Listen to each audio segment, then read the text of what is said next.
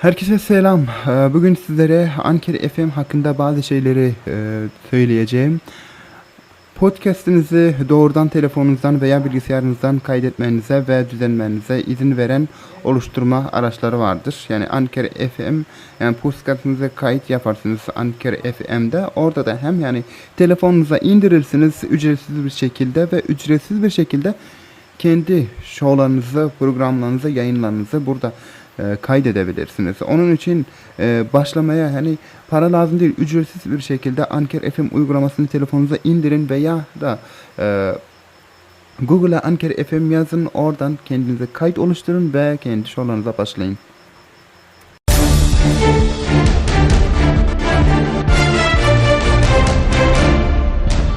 سلام و وقت بخیر به خبرهای این ساعت از رادیو ترکمن FM با من ابراهیم حمیدی خوش آمدید. امروز یکشنبه 9 ماه جوزای 1400 هجری خورشیدی.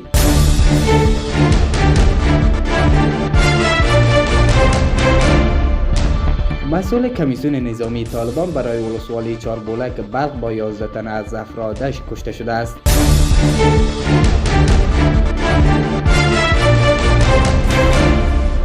فلوردوی 209 شاهین در خبرنامه گفته است که در نتیجه عملیات قوای هوایی افغان پس از ظهر روز گذشته بر قرارگاه مولوی عبدالله مشهور به منصور ولسوالی نام نهاد طالبان بر ولسوالی چاربولک ولایت بلخ خارق قدرت مسئول کمیسیون نظامی این ولسوالی با 11 تروریست تحت امرش کشته و مولوی روحانی مسئول استخبارات طالبان برای چاربولک با 3 هراس افغان دیگر زخمی شدند. اعلامیه می‌افزاید که در این حمله افزون بر تلفات سنگین دشمن یک قرارگاه، 8 میل سلاح مختلف، 2 اراده موتر نوع کورولا و 6 اراده موتورسیکل دشمن نیز از بین برده شدند.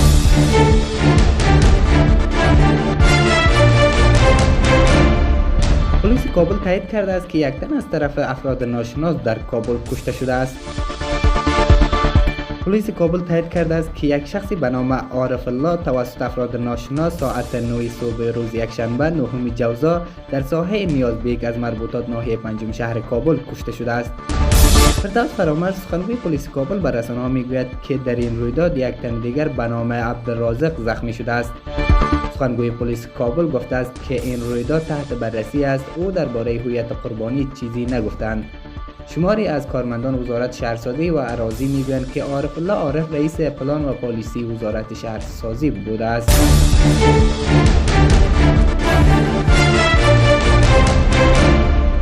در حمله بر موتر حامل استادان و دانشجویان دانشگاه البیرونی 4 تن کشته شدند. وزارت امور داخله میگوید که در انفجار ماشین موتر حامل استادان و دانشجویان دانشگاه البیرونی در ولایت فرغان هدف قرار داد. 4 تن کشته و 11 تن دیگر زخمی شدند. گفته شده است که رئیس دانشگاه البیرونی نیز زخمی شده است. این رویداد هنگام بازگشت استادان و دانشجویان دانشگاه البیرونی پس از چاشت روز شنبه 8 جوزا رخ داده است.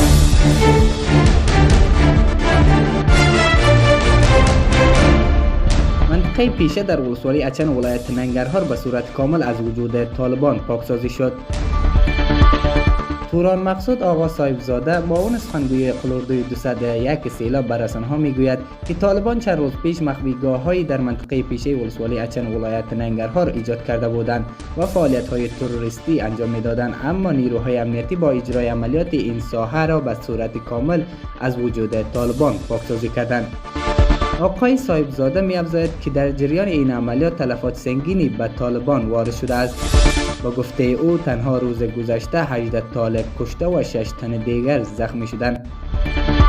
در همین حال مقام‌های امنیتی اطمینان می‌دهند که عملیات برای پاکسازی کامل ولسوالی‌های اچن و سپینغر از وجود طالبان جریان دارد و به زودی پست‌های جدید امنیتی در این مناطق ایجاد و نیروهای امنیتی برای تامین امنیت بهتر مردم در آنجا مستقر خواهند شد.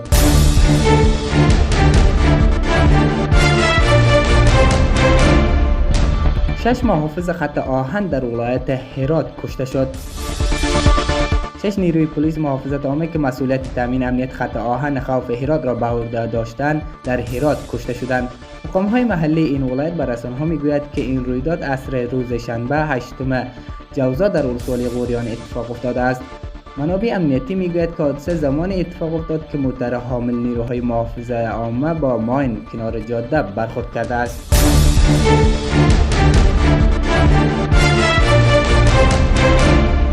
بیش از 3000 خانواده در غزنی در اثر جنگ از خانه‌هایشان بیجا شدند. در 2 ماه‌های اول سال 1400 بالاتر از 3000 خانواده از مناطق ناامن غزنی در نتیجه جنگ از خانه‌هایشان فرار کرده و در مناطق نسبتاً امن این ولایت جابجا شدند.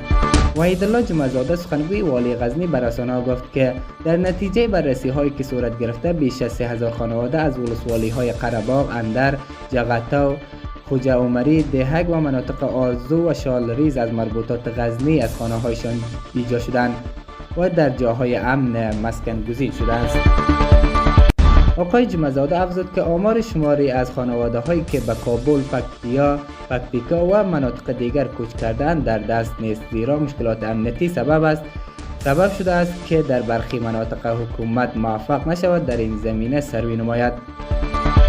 از سوی دیگر خالقزاد احمدی رئیس مهاجرین غزنی گفت که از طریق ریاست مهاجرین کمیته اضطراری و مؤسسات همکار برای 400 خانواده بیجا شده که در شرایط بسیار بد قرار داشت کمک توزیع شده است. وی افزود در حدود 1500 فامیل در غزنی مسکن گزین شدند و سروی برای شناسایی افراد نیازمند جریان دارد.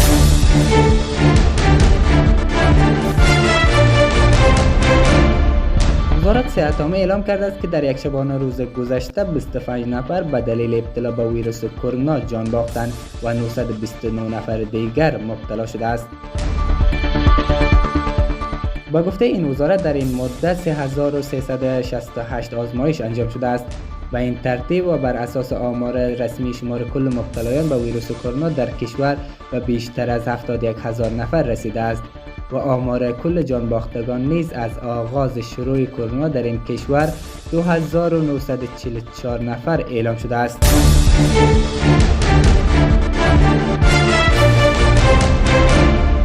ارگ ریاست جمهوری افغانستان اعلام کرده است که یک گروه از سرمایه‌گذاران چینی با سفر به افغانستان اعلام کرده که در زمینه تولید برق از زغال سنگ در این کشور سرمایه‌گذاری می‌کنند.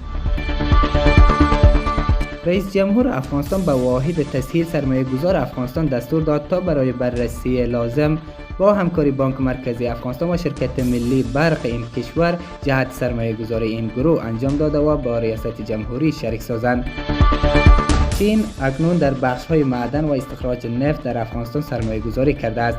از جمله در یکی از موارد دولت افغانستان استخراج یکی از بزرگترین معدن‌های مس این کشور را به نام مس عینک به چین واگذار کرده است. بیشتر برق افغانستان اکنون از کشورهای ازبکستان، تاجیکستان، ترکمنستان و ایران وارد می‌شوند. این کشورها 80% برق افغانستان را تامین می‌کند. نیروهای شورشی یا افراد خرابکار در ماه‌های گذشته در مدت 2 هفته 13 پایه برق افغانستان را منهدم کردند که به این خاطر برق‌های ولایت‌های کابل، لوگر، غزنی، پکتیا، میدان وردک، لغمان، ننگرهار و کاپیسا قطع شده بود.